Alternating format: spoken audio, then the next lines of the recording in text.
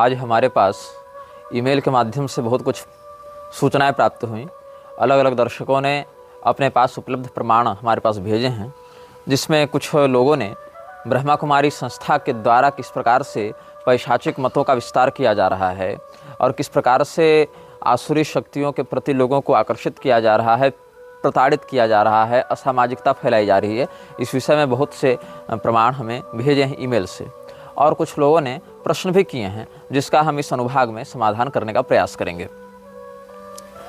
आप सबों को जब हमने बताया था कि ब्रह्मा कुमारी वाले हृदय में एक ज्योति की कल्पना करवाते हैं, तो लोगों ने कहा हृदय में नहीं, ललाट में कल्पना करवाते हैं। देखिए, भाव यह है कि ललाट, हृदय इत्यादि केंद्र बदल सकते हैं। प्रधानता यह है कि शास्त्रीय देवी देवताओं की आराधना छोड़कर अपुष्टावस्था में केवल ज्योति का चिंतन करवाना व्यक्ति को नकारात्मक शक्तियों की ओर प्रेरित कर सकता है। और यही इन लोगों का उद्देश्य है कि जिस भी व्यक्ति के चित्तवृत्ति में धर्मशास्त्रीय परंपरा का अभाव देखें, उस व्यक्ति को किसी भी प्रकार से अपने दल में सम्मोहक बातों का आश्रय लेकर सम्मिलित कर लिया जाए। ऐसे ही तुमको अगर स्मरण होगा, एक और संस्था है भारत में, दिव्य ज्योति जागृति संस्थान के नाम से, जिसका प्रवर्तक आशुतोष नाम का एक व्यक्ति था। वो किस प्रकार के लोगों को अपने संस्थान में जोड़ रहे हैं? ऐसे लोगों को जो हिंदू धर्म से संबंध तो रखते हैं, स्वयं को हिंदू तो मानते हैं, किंतु हिंदू धर्म में क्या परंपरा है, क्या नियमावली है, क्या उपासना मर्यादा है, इस विषय में कुछ भी नहीं जानते। उन लोगों को केवल एक ज्योति का ध्यान करवाया जाता है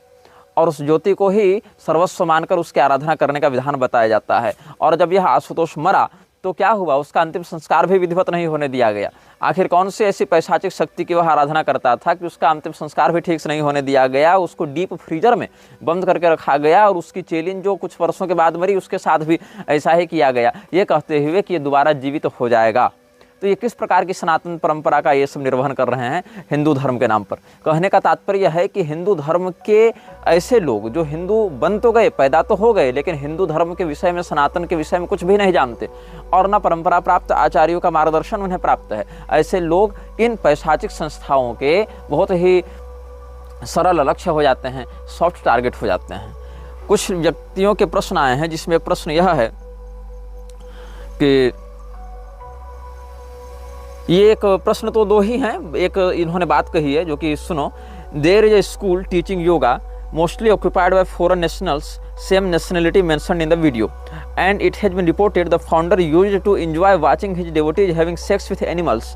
दे make uninitiated and women chant Vedic mantra Pranav and promote intercaste marriage empowering the Satan. तुमको स्मरण होगा, बहुत से चित्र ऐसे सार्वजनिक हुए थे जिसमें हिंदू धर्म के गुरुओं का वेश बनाकर, कुछ साधु सन्यासी का वेश बनाकर शिवलिंग के ऊपर पैर रखकर अपने पैर का अभिषेक करवा रहे थे। शिवलिंग के ऊपर पैर रखा हुआ था लोगों ने। ये सब फोटो बहुत सरलता से इंटरनेट पर उपलब्ध हैं और स्वयं को शैव संप्रदाय का बता रहे थे। ऐसे ही ईसा फाउंडेशन का जो जग्गी वासुदेव है, जिसके विषय में अलग से हम समयानुसार वार्ता करेंगे जब उस प्रकरण पर पहुंचेंगे, वो जलती हुई अग्नि के ऊपर पैर घुमा रहा था, पैर दिखा रहा था, जबकि अग्निदेव ने स्वयं ही महाभारत के अनुशासन पर्व में इसका निषेध किया है। पाद मुद्यम में यो मृत्य स्पृशेद गाश्च सुदुर्मति ब्राह्मणम व महाभागम दीप्यमानम तथानलम तस्य दोषान प्रवक्ष्यामि तत्सुणध्वंस समाहिता।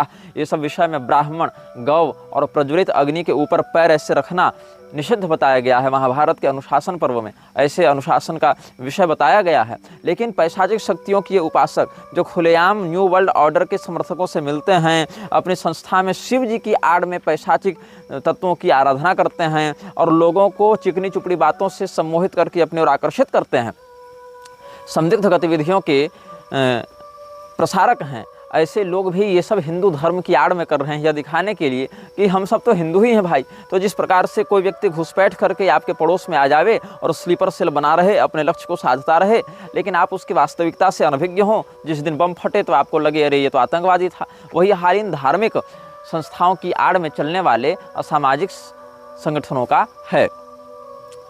और एक प्रश्न यह आया था, अच्छा आपको यह भी स्मरण होगा कि जो व्यक्ति इस सिंडिकेट के विरुद्ध जाने का साहस करता है, हाई ऑर्डर ने जो पास कर दिया उस ऑर्डर के विरुद्ध जाने का प्रयास करता है, उसको या तो मार दिया जाता है या तो सत्ता से हटा दिया जाता है। सामान्यतया सत्ता से हटाने में भी इस प्रकार की रीति नीति का प्रयोग किया जाता है कि वह व्यक्ति की जो स्थिति है, उस व्यक्ति की छवि है, वो पुनः वैसे सुदृढ़ न रहे, उसका जनाधार समाप्त हो जाए या शारीरिक रूप से वह इतना असमर्थ हो जाए कि पुनः अपने पराक्रम और अपने प्रभुत्व का प्रयोग करके सत्ता पर स्थित न हो पाए। जैसे जापान के पूर्व प्रधानमंत्री शिंजो आबे का जो विचार है, जो व्यक्तित्व है, वो समाज में एक उदारवादी किंतु परंपरावादी लोकप्रिय नेता के रूप में थी उनकी छवि। लेकिन जो शिंजो आबे के ऊपर कुछ दिन पहले या कुछ वर्ष पहले कहें सही भाषा में, पिछले वर्ष ही शायद, जो गोलीबारी हुई, वो व्यक्ति बच तो गया, लेकिन उस व्यक्ति के शरीर में ऐसी स्थायी विकलांगता हो गई कि वह पुनः अब राजनीतिक रूप से सक्रिय नहीं रह सकता है। अब शिंजो आबे ने क्या किया था, जिस समय कोरोना का मायाजाल फैलाया गया था, उस समय शिंजो आबे ने जो निर्देश हाई ऑर्डर के द्वारा दिए गए थे वैश्विक संगठनों के द्वारा, उनको नहीं माना और 16 लाख डोज वैक्सीन के वापस कर दिए और अपने लोगों को लगाया भी नहीं। Japanese PM didn't allow WEF orders, didn't mandate vaccine, sent 1.6 million doses back and gave citizens even ivermectin make sense now. ये मधु पूर्णिमा किशोर ने ट्विटर पर ट्वीट किया है, एक्स पर लिखा है और ये कह रहे हैं कि देखो वैश्विक सत्ताधारियों का षड्यंत्र कैसा होता है कि आप उसके आदेश के विरुद्ध नहीं जा सकते। ऐसे ही एक कोई अफ्रीकन देश था जहाँ के राजा ने, शासक ने पूरे के पूरे ये सब षड्यंत्र को ही नकार दिया था और उनके यहाँ कोई संक्रमण इत्यादि भी वैसे नहीं फैला था, लेकिन बाद में उस राजा की ही संदिग्ध स्थितियों में हत्या करवा दी गई थी। तो बहुत कुछ ऐसा है जो पूर्वकृत घटनाओं का परिणाम बाद में 2-4 वर्ष के बाद समझ में आता है और फिर ये रहस्य समझ में आता है कि इस कारण के पीछे की प्रक्रिया क्या थी। तो जो प्रश्न आया है मेरे पास वह यह है कि जैसा कि मैंने बताया था कि पहले मोदी ने मनमोहन को खूब डेमोनिफाई किया और कहा कि अब ये तो मर गया, तो अब इसका हम महिमा मंडन करेंगे, राष्ट्रीय शोक मनाएंगे, इसकी मूर्ति लगवाएंगे, ये करेंगे वो करेंगे। तो विभीषण जी ने भी तो यही किया था। विभीषण जी ने रावण का पहले खूब विरोध किया और राम जी के दल में आ गए और बाद में जब रावण मर गया तो विभीषण जी पहले तो उसके अंतिम संस्कार के लिए भी मना कर देते हैं, लेकिन भगवान ने कहा तो फिर मान भी गए, उसके लिए बहुत रोए, बहुत आंसू बहाए। तो क्या दोनों बातों में समानता है कि नहीं समानता है? देखो, दोनों बातों में समानता नहीं है, क्योंकि रावण जो है वो असुर है और असुरों के यहाँ वेद पाठ इत्यादि की परंपरा बनी हुई है। रावण को बहुत समझाया गया पहले, लेकिन रावण नहीं माना, रावण ने हट कर रखा था। रावण को यह पता था कि हम शापित हैं और हमारे शाप ऐसे नहीं छूटेंगे जब तक भगवान के हाथों मरेंगे नहीं, इसीलिए उसका मरना अनिवार्य था, वो भवितव्यता वहाँ पर थी। इन सामान्य मानवीय षड्यंत्रों से आप ब्रह्मांडीय भवितव्यता की तुलना नहीं कर सकते हैं, क्योंकि वहाँ पर वेदवती का शाप उसके साथ लागू था। लोग कहते हैं ना, परशुराम जी ने रावण को क्यों नहीं मारा?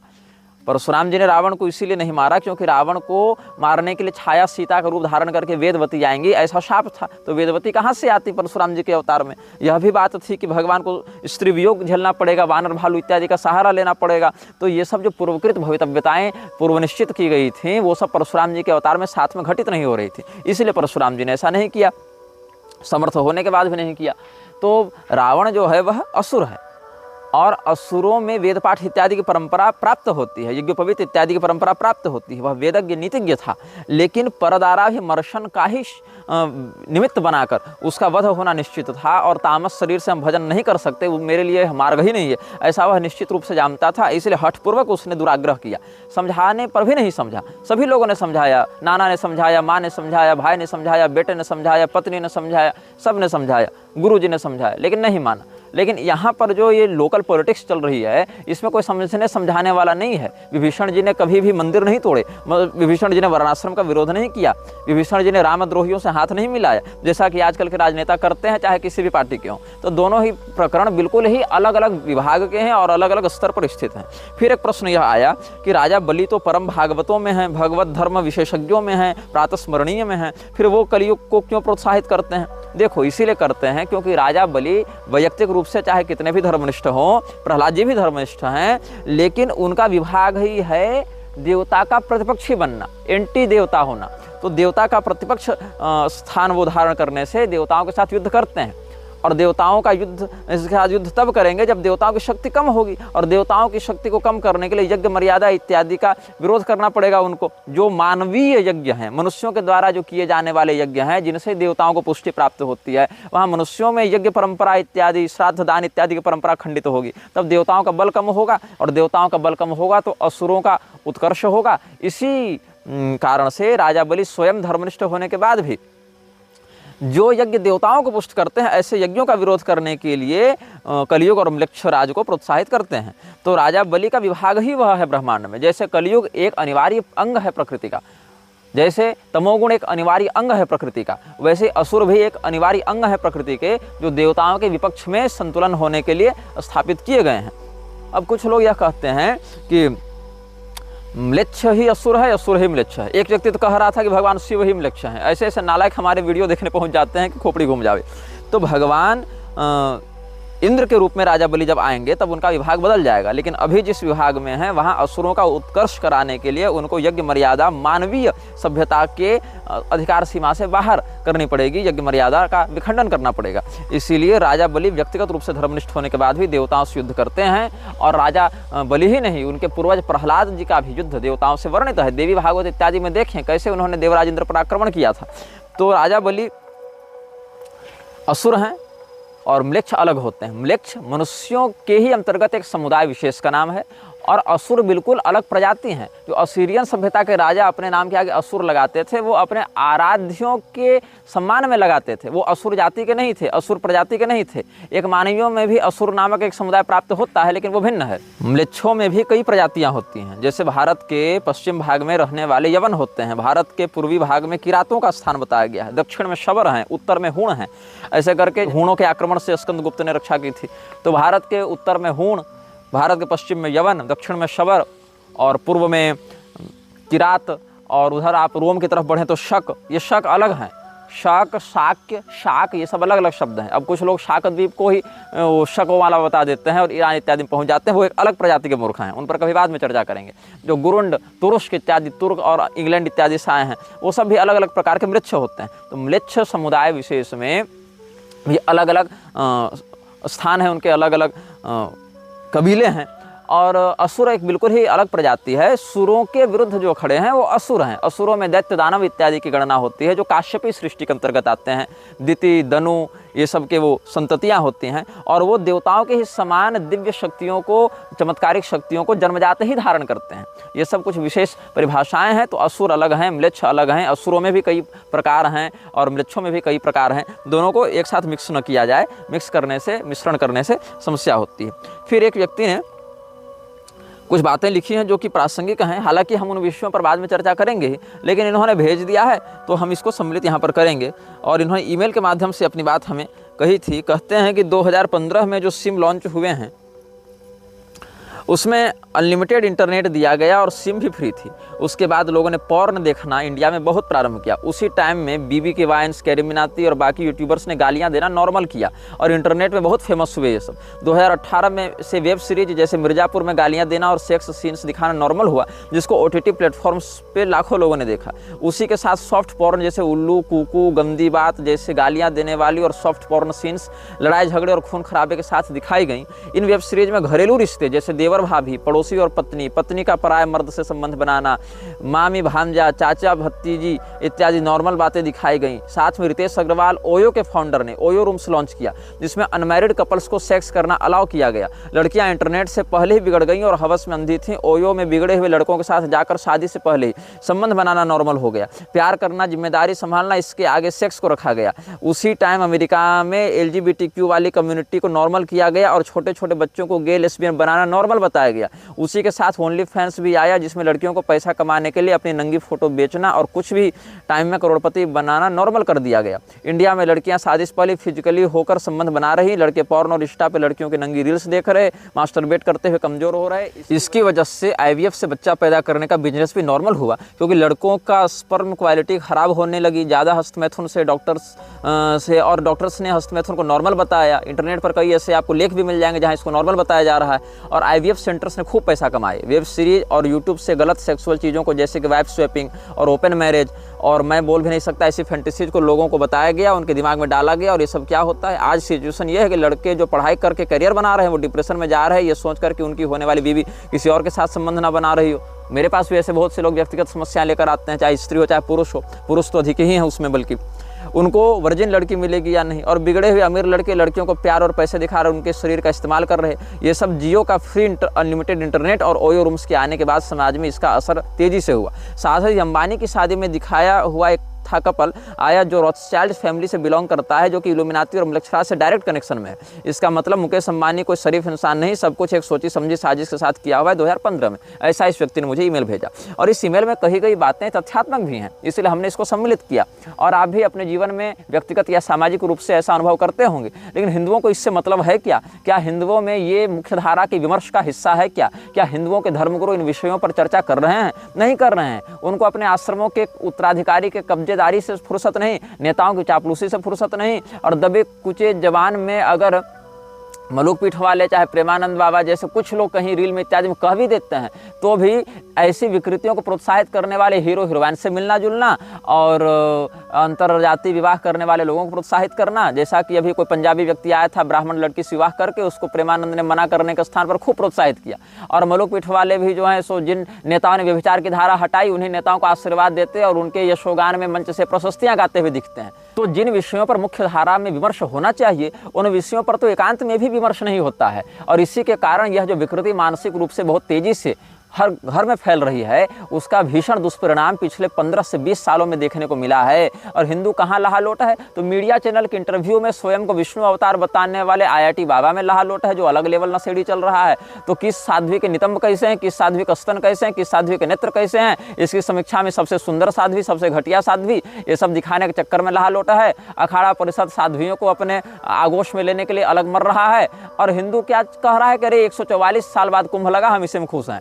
144 साल बाद महाकुंभ लगा, हम इसी में खुश हैं। ये अलग गणित चल रहा है।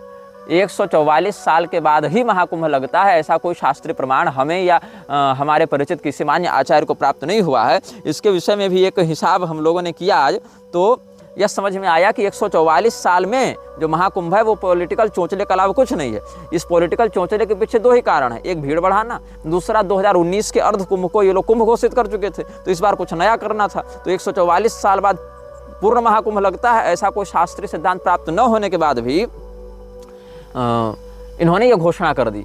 और जो व्यक्ति सिद्धांत ज्योतिष का सामान्य ज्ञान रखते हैं, उनको पता है कि सभी ये जो इस प्रकार की गणनाएं हैं बृहस्पति के आधार पर देखी जाती हैं, और बृहस्पति के अतिचारी होने पर 11 साल में भी कुंभ आ जाता है, उसकी राशि परिवर्तन में शीघ्रता होने के कारण। और अगर वक्री हो जाएगा तो 13-14 साल में भी आ सकता है। तो केवल 144 साल के बाद ही ये लगेगा महाकुंभ, ये भी एक असामान्य बात है। और सुनो, आज से ठीक 144 साल पहले 1881 में कोई कुंभ नहीं हुआ था। कुंभ हुआ था 143 साल पहले 1882 में। अब इसके पीछे क्या हुआ? 1882 में, 1894 में, 1906 में, 1918 में, 1930 में, 1942 में, 1966 में लगा। ऐसे कटता गया 12-12 साल का आंकड़ा। और उसके बाद 77 में जब बृहस्पति अतिचारी हुए तो उनकी 1 साल कम पड़ गया, तो फिर 66 के बाद 77 में लगा, फिर 89 में लगा, 2001 में लगा, 2013 में लगा और 2025 में लगा। तो ये जो है 144 साल में नहीं, 143 साल में लगा। लेकिन ये लोग सीधे सीधे 12 को 12 से गुणा करके वर्ग निकाल दे रहे हैं, 144 कर दे रहे हैं। ये भी कोई शास्त्रीय प्रमाण नहीं है इसका। लेकिन क्यों नहीं है? हर कुंभ किसी न किसी कुंभ से तो पड़ेगा ही 144वां। उस हिसाब से अगर लगातार भी देखें तो मतलब 12वां तो पड़ेगा ही, 143 हो चाहे 145 हो चाहे 144 हो, लेकिन हर कुंभ किसी न किसी कुंभ के सापेक्ष तो 12वां पड़ेगा। जैसे हर वार किसी न किसी वार के सापेक्ष तो 7वां पड़ता है। अब गुरुवार से जोड़ें तो बुधवार में, शुक्रवार से जोड़ें तो गुरुवार में, शनिवार से जोड़ें तो शुक्रवार में। तो हर एक वार किसी न किसी वार के सापेक्ष तो 7वां पड़ेगा। वैसे हर एक कुंभ किसी न किसी कुंभ के सापेक्ष तो 12वां पड़ेगा। तो ऐसे तो या तो कोई कुंभ महाकुंभ नहीं बनेगा या तो सारे बन जाएंगे। लेकिन हिंदुओं को कोई विमर्श नहीं करना, न धार्मिक दृष्टि से, न राजनीतिक दृष्टि से, न सामाजिक दृष्टि से। बस उनको जो कह दिया गया मीडिया के द्वारा, नेताओं के द्वारा और नेताओं के एजेंट धर्मगुरुओं के द्वारा, अधर्म गुरुओं के द्वारा, उसी को परम सत्य मान लेना है। और अगर इस बीच में कोई कुछ तथ्यात्मक बात साहसपूर्वक कह दे, उसको एकदम लकड़बग्घों के समान टूट पड़ना है उसके ऊपर, और उसी को हिंदू द्रोही और संत निंदक बता देना है। कुछ लोग कह रहे हैं कि जब ये जो आर्द्रवृक्ष है ये देवताओं की ही आराधना पहले कर रहा था, तो देवताओं ने इसकी आराधना क्यों स्वीकार नहीं की?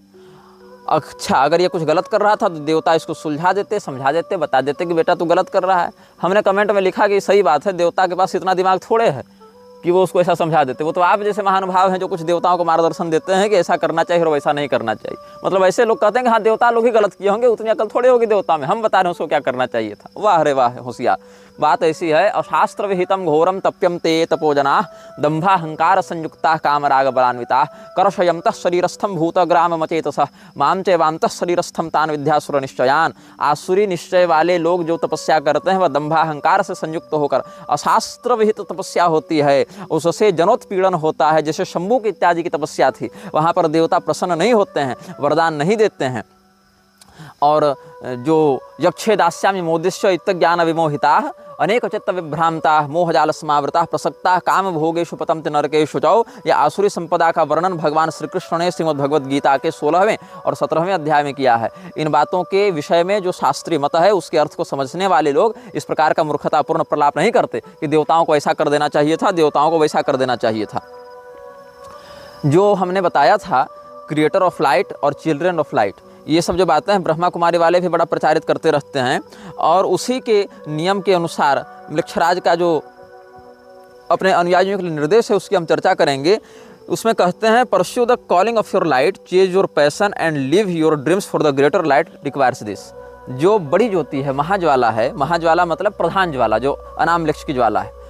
अब अनाम लक्ष्य इत्यादि को भी विकिपीडिया में कुछ वर्णित किया गया है और कहीं कहीं यूट्यूब इत्यादि में भी उसके विषय में बताया गया है, लेकिन उसमें बहुत सी बातें हमें प्रामाणिक भी अनुभूत हुई और बहुत सी बातें संदिग्ध भी अनुभूत हुई, क्योंकि उसकी जैसी शक्ति वास्तव में है उतने विस्तृत प्रारूप में उसको नहीं बताया गया है। उसको थोड़ा डिग्रेड करके बताया गया है ताकि लोगों का ध्यान उन विषयों पर न जावे और लोग उसके प्रति गंभीरता से चिंतन न कर सकें। तो जो महाज्वाला का धारक है, जो तमोज्वाला का धारक है, वही सब कुछ का उपभोक्ता है। जैसे भगवान यह कहते हैं ना कि अहम ही सर्वयज्ञानम भोक्ता च प्रभुरेव च। तो असुर इत्यादि क्या करते थे? हिरण्यकशिपु इत्यादि ने क्या किया? स्वयं को ही समस्त यज्ञों का उपभोक्ता बता लिया। महिषासुर ने क्या किया?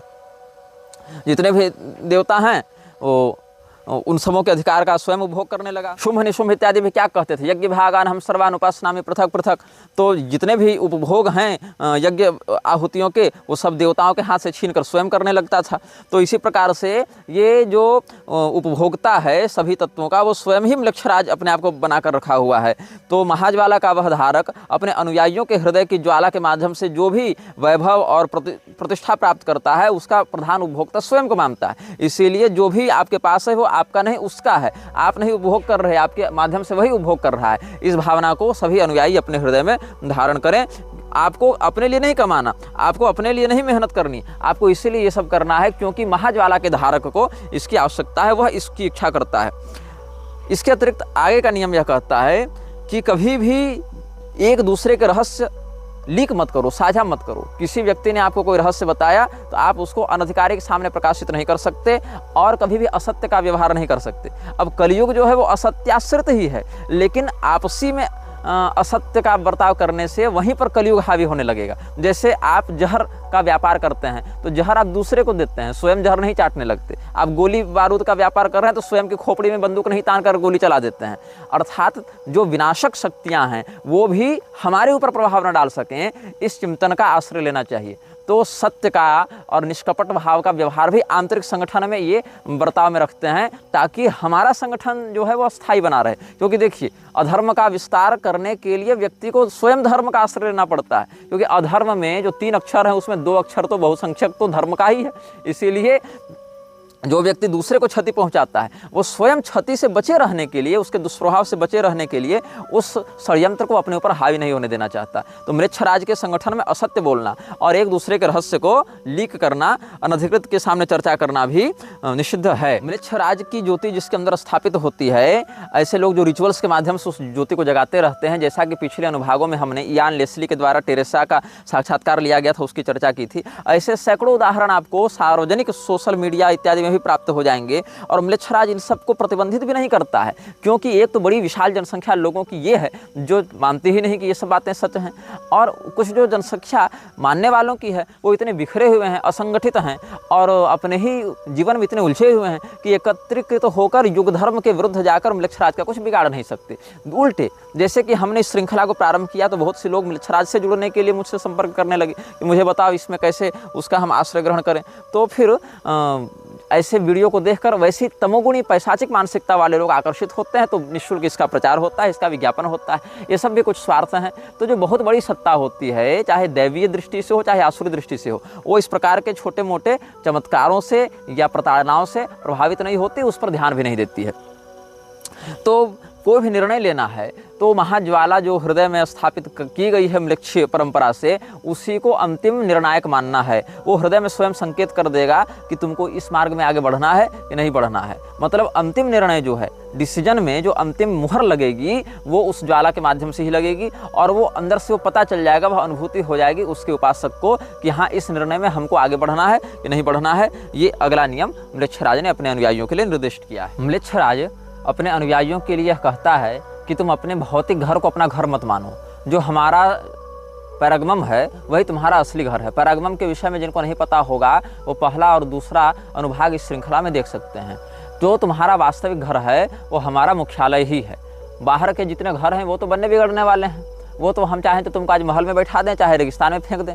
लेकिन जो हमारा पैरागमम जो हेडक्वार्टर है, वही सभी म्लेच्छराज के अनुयायियों का चरम निवास होता है। सेफ हाउस भी होता है, हेडक्वार्टर भी होता है, वही उनका रेसिडेंस भी होता है। इसीलिए जब भी तुम भटको जीवन में, इधर उधर अपने संगठन के उद्देश्य से भटको, तो और किसी ऐसे व्यक्ति की संगति में आ जाओ जो तुम्हें इस चीज़ से निकालना चाहता है, तो ध्यान दो कि हमने जो तुम्हें दिया है, तुम उस कर्ज से पीछे नहीं भाग सकते। ऑलवेज पे योर डेट्स, ये भी एक नियम हम पहले बता चुके हैं। इसीलिए तुमको अपने घर वापस लौटने के लिए एक से अधिक मार्ग पता होने चाहिए। जैसे कि आप कोई रिचुअल करने बैठे हैं, उसमें कोई ऐसी संस्था का हस्तक्षेप हो गया, या कोई 10-20 उत्साही पुलिस वाले आ गए जिनको पता ही नहीं कि हम तो वस्तुतः जिस पुलिस डिपार्टमेंट के लिए काम कर रहे हैं वो मूलतः उसी का हिस्सा है। उनको छोटे स्तर पर तो पता नहीं होता ये सब। तो जैसे किसी पार्टी के कार्यकर्ता को यह पता नहीं होता कि उसका नेता किस आतंकवादी से मिलकर कहाँ बम फोड़ने वाला है। उसको तो लगता है हम अपने नेता के लिए काम कर रहे हैं, हम अच्छाई के लिए काम कर रहे हैं। तो वैसे किसी पुलिस की रेड पड़ गई अगर कहीं पर, तो वहाँ से उस रिचुअल को भंग किए बिना हम उसके उद्देश्य की पूर्ति करें, इसके अन्य विकल्प भी उसको ज्ञात होने चाहिए। टेरेसा ने अपने इंटरव्यू में क्या बताया था कि उसके साथ बलात्कार करने वाले जो शैतान के उपासक थे, उसके घर में आने जाने वाले लोग बड़े बड़े पुलिस अधिकारी थे, बड़े बड़े न्यायाधीश थे, बड़े बड़े मिनिस्टर्स थे। इसीलिए हम पुलिस के पास नहीं गए क्योंकि कोई लाभ नहीं होता। ये सभी बातें हैं। उसमें कोई कोई ऐसे व्यक्ति इन संगठनों में घुसे हुए होते हैं जिनको पता ही नहीं होता कि हम किस व्यवस्था के लिए काम कर रहे हैं, और वो तो केवल एक 2 वक्त की रोटी कैरियर बनाने के लिए, सैलरी पाने के लिए पढ़ाई लिखा करके वहाँ घुसे हुए हैं। तो बहुत बड़ी जनसंख्या जो वर्कर्स की है, जो सर्विसमैन की है, उनको पता ही नहीं होता कि हम जो रोटी खा रहे हैं, जो काम कर रहे हैं, वो प्रोजेक्ट दरअसल चला कौन रहा है, उसका स्रोत कहाँ से जुड़ा हुआ है। म्लेच्छराज का अगला नियम बहुत ठोस है। वो कहता है कि सामने वाला व्यक्ति यदि तुम्हारे प्रति निष्कपट है तो उसका सम्मान करो। चाहे वो व्यक्ति अच्छा है चाहे बुरा है, तुम्हारा समर्थक है चाहे विरोधी है, कम से कम वो तुम्हारे साथ कपट का व्यवहार नहीं कर रहा है, तो तुम्हें मानसिक रूप से कम उलझना पड़ेगा।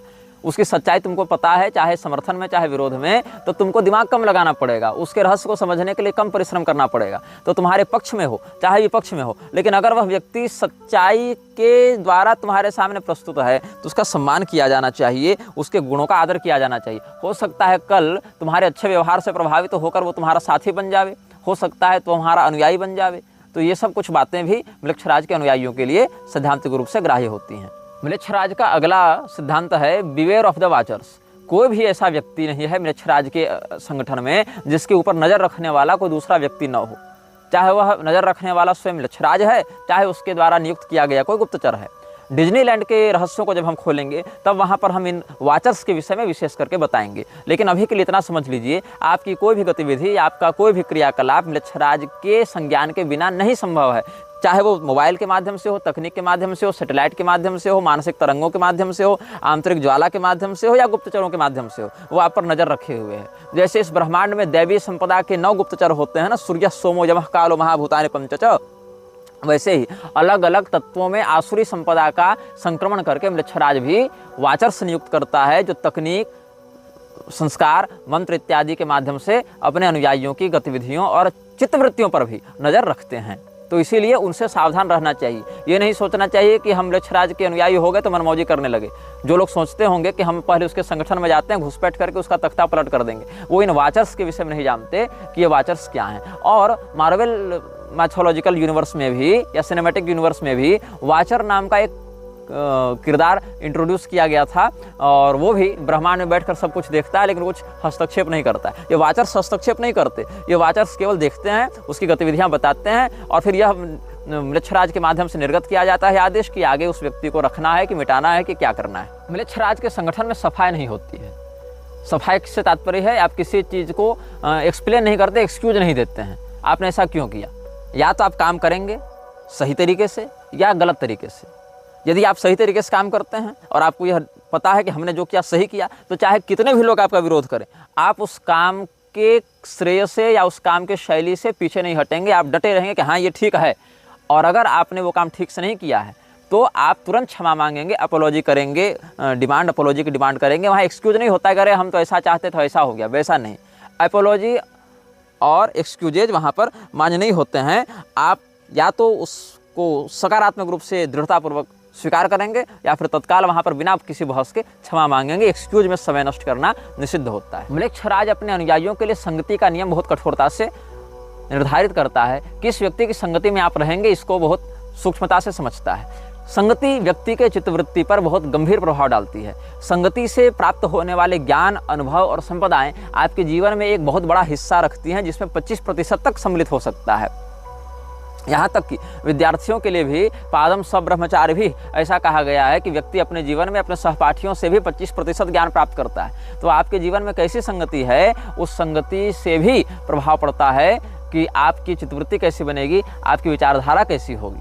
यही कारण है कि काम शास्त्रीय ग्रंथों का जब आप अध्ययन करेंगे, ईश्वर कृपा से हमने 12 विध काम शास्त्र का अध्ययन किया है, उसमें एक प्रकरण यह भी प्राप्त होता है कि व्यक्ति को अपनी पत्नी की संगति पर बहुत ध्यान से दृष्टि रखनी चाहिए और दुष्चरित्रा स्त्रियों से उसकी रक्षा करनी चाहिए, क्योंकि सच्चरित्रवती स्त्री भी दुष्चरित्रा स्त्रियों की संगति में जाकर बिगड़ जाती है। और म्लेच्छराज अपने अनुयायियों को अपने विचारधारा के विरोधी लोगों की संगति से बचाने का प्रयास करता है, ताकि कहीं वो इस लक्ष्य से, इस सिद्धांत से भटक कर म्लेच्छराज के लिए खतरे की घंटी न बजाने लगें। इसीलिए म्लेच्छराज उन लोगों के साथ दीर्घकालिक संबंध स्थापित करने से प्रतिबंधित करता है अपने अनुयायियों को जो म्लेच्छराज के सिद्धांत के समर्थक नहीं हैं या सांस्कारिक रूप से म्लेच्छराज की सत्ता के विरुद्ध खड़ा होने का पोटेंशियल रखते हैं या वैसी प्रतिभा रखते हैं।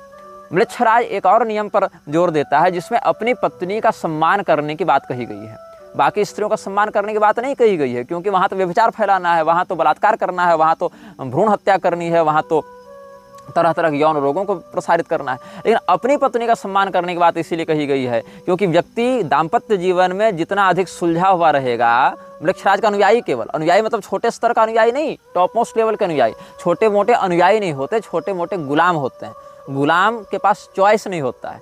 गुलाम को केवल एक अवैतनिक मजदूर माना जाता है जिसको कोई लाभ प्राप्त नहीं होना है। अनुयायी को तो लाभ भी प्राप्त हो रहा है किसी माध्यम से कि चलो गाड़ी है, बंगला है, प्रतिष्ठा है, पैसा है, पावर है, प्रभुत्व है, सब है, लेकिन गुलाम को वो सब प्राप्त नहीं होता है। तो छोटे मोटे स्तर के तो गुलाम होते हैं, वो तो इसी चक्की में पीसे जाएंगे। जो बड़े बड़े स्तर के रिचुअलिस्टिक्स हैं, कल्ट लीडर्स हैं, तो कल्ट लीडर्स के लिए ये बात होती है कि वो अपनी पत्नी का सम्मान करेंगे, क्योंकि वेसल ऑफ लाइट माना गया है स्त्री को। म्लेच्छराज के यहाँ वेसल ऑफ लाइट मतलब प्रकाश को उत्पन्न करने वाला वो पात्र है, वो एक नए बच्चे को जन्म दे रहा है, और जितने बच्चे जन्म लेंगे उनके अंदर जो ज्वाला प्रतिष्ठापित की जाएगी वो बच्चे ही म्लेच्छराज की झंडे को आगे बढ़ाने में सहयोगी होंगे। इसीलिए अपनी पत्नी का तिरस्कार मत करो, क्योंकि अगर अपनी पत्नी का तिरस्कार करोगे, स्त्री का क्रोध झेलना पड़ेगा, मानसिक तनाव में रहोगे, तो म्लेच्छराज के रहस्यों को संभाल नहीं पाओगे, उसके अभियान में पूर्ण उत्पादक क्षमता के साथ तुम काम नहीं कर पाओगे। म्लेच्छराज कहता है कि प्रत्येक व्यक्ति के दो चेहरे होते हैं, एक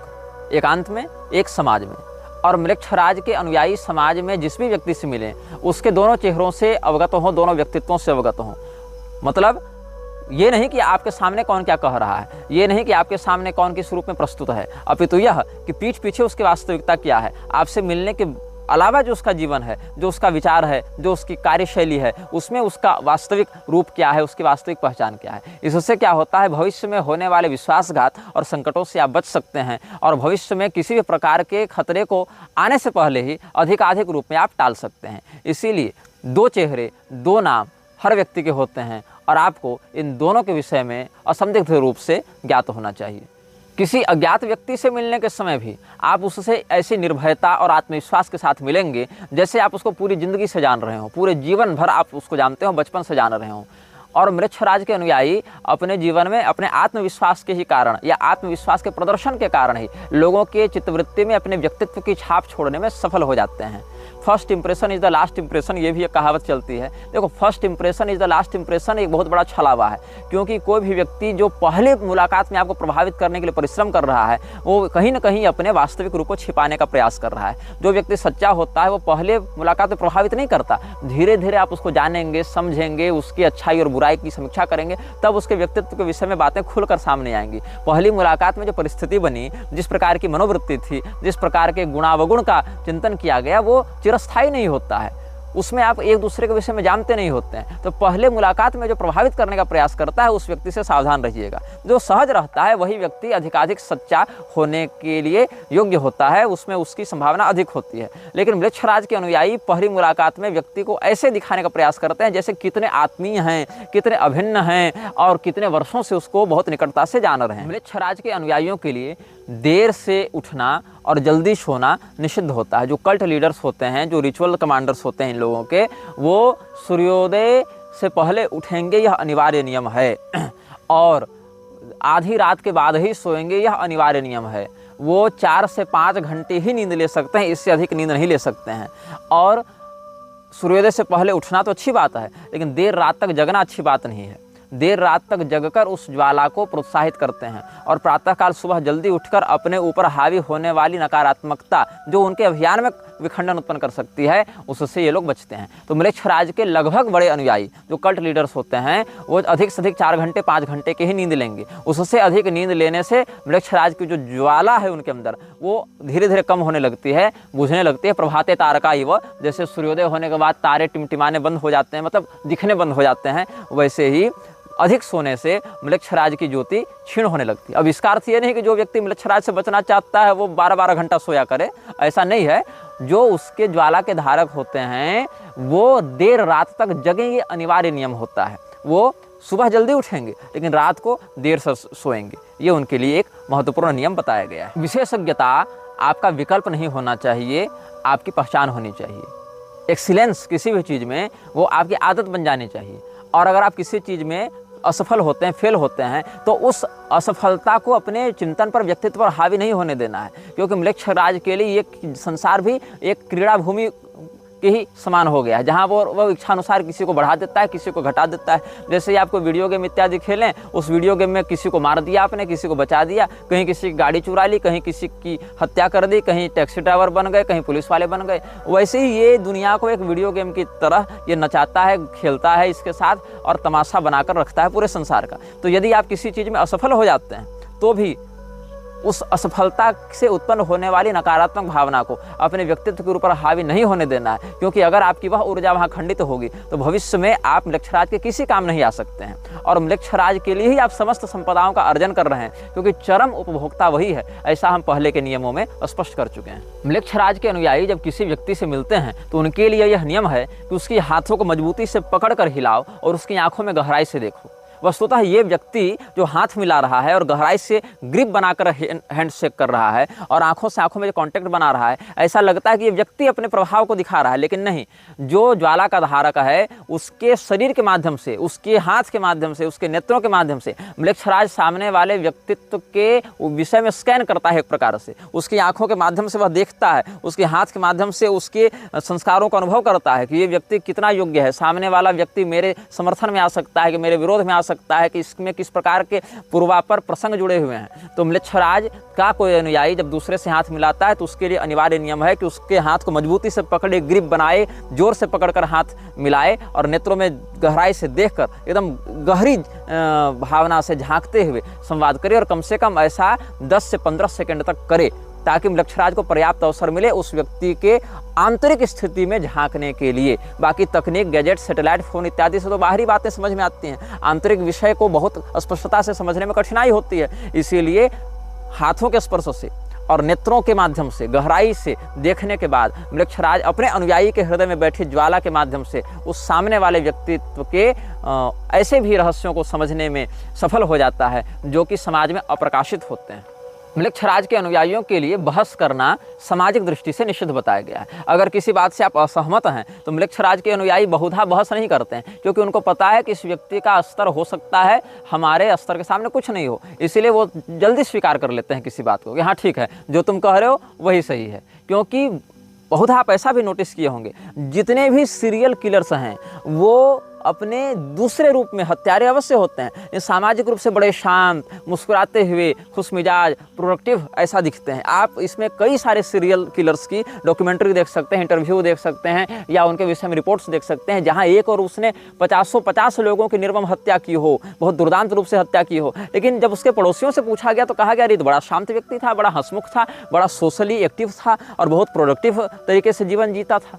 तो बहस नहीं करते लोग, ओके ठीक है, आप जो कह रहे हैं वही सही है, हम आपके व्यू का सम्मान करते हैं, आपके पर्सपेक्टिव का सम्मान करते हैं, ऐसा कह के वो निकल जाते हैं, ताकि वो उनके अंदर की जो कुंठा है, जो भड़ास है, वो सामने वाले के सामने व्यक्त न हो जाए और उनको उस नियम का पालन करने में सुविधा हो जहां अपने इमोशंस को सामाजिक रूप से कंट्रोल करने की बात कही गई है। म्लेच्छराज का अनुयायी बनने का यह अर्थ नहीं है कि आप रिजेक्शन से डरें। समाज में बहुत बातों में आपको नकारा जाएगा, लोग आपको तिरस्कार की दृष्टि से देखेंगे ही, पिशाचों के अनुयायी हैं, लेकिन ये समझना नहीं है कि कोई आपको रिजेक्ट कर रहा है तो आप डिफीट को भी आप प्राप्त कर रहे हैं। मतलब आप रिजेक्शन इज नॉट डिफीट, ये कहने का अर्थ है मेरा। कहीं पर आप नकारे गए, इसका अर्थ ये नहीं कि वहीं पर आप हार गए, क्योंकि जिस व्यक्ति ने आपको नकारा है उस व्यक्ति के जीवन को नष्ट करने के लिए आपका मालिक बैठा हुआ है। तो सबका मालिक एक, वही म्लेच्छराज।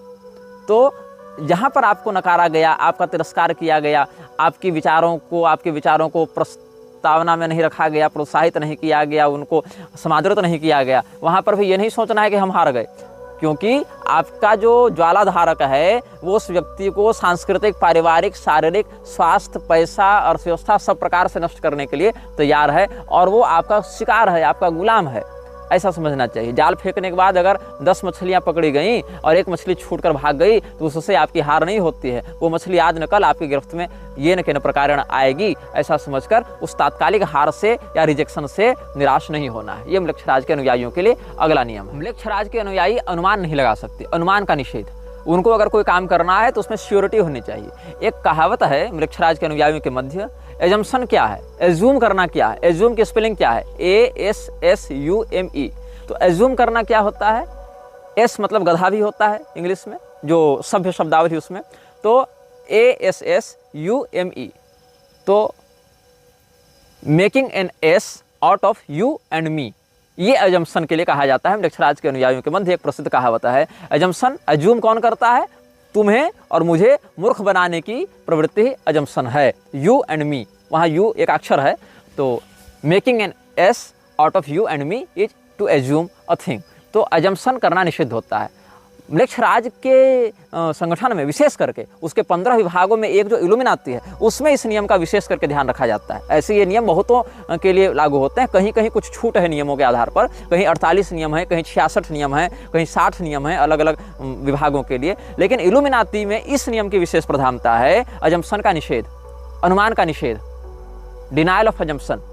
वहाँ पर यह कहा जाता है कि अगर पूरा संसार किसी विषय में 10 प्रकार का अजम्पशन कर रहा है और 11वें निर्णय पर पहुंच रहा है, तो हम 11वें निर्णय को भी छांटकर 12 बार उसकी समीक्षा करेंगे और उसके बाद हम निर्णय पर पहुंचेंगे। क्यों? We are wise of the wisest. जितने भी लोग बुद्धिमान हैं उनमें जो सर्वोत्तम बुद्धिमान है उससे भी एक सीढ़ी हम ऊपर हैं। यही नियम है म्लेच्छराज का, वो इल्यूमिनाती में विशेष करके प्रभावी रूप से देखने को मिलता है। म्लेच्छराज के अनुयायियों के लिए 2 शब्द का प्रयोग करना निषिद्ध है।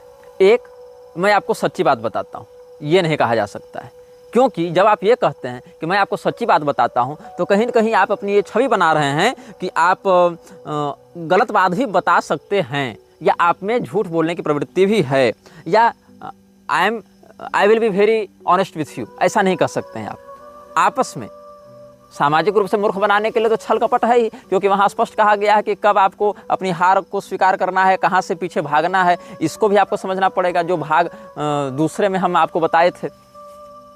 तो म्लेच्छराज के अनुयायियों के लिए I am being honest with you, या let me tell you the truth, और I will be honest with you, इस प्रकार से शब्दों का प्रयोग करना निषिद्ध होता है, क्योंकि इससे आपकी छवि ऐसी बनती है कि आप झूठ बोलते हैं लेकिन यहाँ पर आप सच बोलेंगे। इससे भविष्य में होने वाली बातें उतनी प्रामाणिक नहीं मानी जाएंगी, आपकी उन बातों के प्रति समाज की उतनी श्रद्धा नहीं रहेगी। इसलिए जो बोलना है सीधे बोलना है, एक स्पष्टता से बोलना है कि हाँ ये है, ऐसे ही है, तुम मानो चाहे मत मानो, जो है ऐसा ही है, चाहे झूठ ही क्यों ना बोलो, लेकिन ये बताकर मत बोलो कि हम सच बोल रहे हैं, क्योंकि मैं सच बोल रहा हूँ। ऐसा कथन कहने से म्लेच्छराज को ऐसा लगता है कि समाज ऐसा मानेगा कि ये व्यक्ति सामान्यतः झूठ ही बोलता है, लेकिन यहाँ पर परिस्थितिक रूप से सच बोल रहा है, या फिर हो सकता है ये झूठ बोल रहा हो, लेकिन हम इसकी बात का विश्वास कर लें, इसलिए बार बार कह रहा है कि मैं आपसे सच बोलूँगा, मैं आपसे झूठ नहीं बोलूँगा, let me be honest with you, या let's have some real talks, इस प्रकार से कह रहा है। म्लेच्छराज के अनुयायियों के लिए जो अंतिम नियम है, 60वां नियम है, वह यह कहता है आपके 2 घर होते हैं। एक घर पैरगमम है, दूसरा घर वह है जहाँ आप अपने परिवार के साथ, समाज के साथ रहते हैं। यदि आपके परिवार वाले म्लेच्छराज के अनुयायी हैं तब तो ठीक है, और नहीं है तो आपका हाल वही टेरेसा जैसा होगा कि उसकी सगी दादी उसका बलात्कार करवाती थी और उसके जन्मे बच्चे को उसी को खिलाती थी। तो 2 घर हैं आपके, एक तो पैरगमम जो उसका वास्तविक हेडक्वार्टर है, उसकी उपलक्षण संज्ञा है पैरगमम, और दूसरा जो आपका सामाजिक घर है, जो पहचान वाला घर है, प्रसिद्ध घर है। तो आपको अपने वास्तविक घर के रूप में इसी को, म्लेच्छराज के ही घर को मानना है और अपने सामाजिक घर को दूसरा घर मानना है। तो you should take care of your first house before your second, ये नियम है, अंतिम नियम। आप अपने प्राथमिक जो वास्तविक घर है उसकी देखभाल पहले करेंगे, दूसरे घर की देखभाल बाद में करेंगे। मतलब आपके समस्त गतिविधि, क्रियाकलाप, परिश्रम से आपका जो ये पैरगमम वाला जो मुख्यालय है वो पुष्ट होना चाहिए, सामाजिक जो घर है उसकी पुष्टि हो चाहे न हो।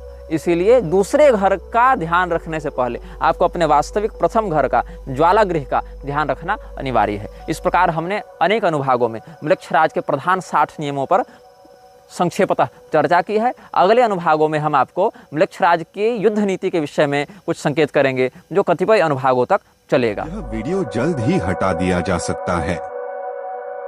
कृपया थर्ड पार्टी ऐप्स का उपयोग करके डाउनलोड करें। आप इस वीडियो को अपने चैनल पर फिर से अपलोड भी कर सकते हैं।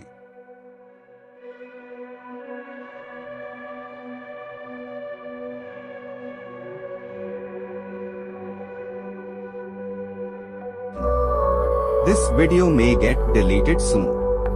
Please download using third-party apps.